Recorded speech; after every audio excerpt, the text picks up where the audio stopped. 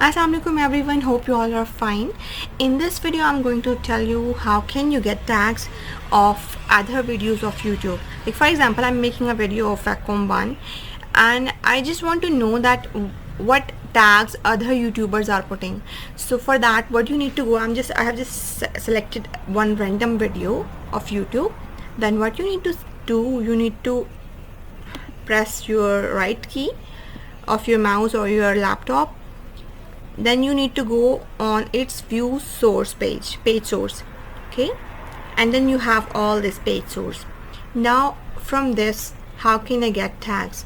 You need to press Ctrl F for searching, and then you need to search this keywords. You need to write this keywords and just search it.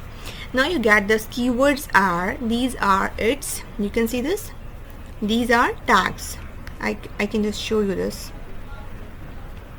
You can see this, these all are tags. Many YouTubers can like copy these tags and put in their YouTube so that their video can also like become available for other YouTubers easily. So this is how you can put tags from your related video in YouTube. So thank you so much for watching, and I know that you will like this video. So thank you so much.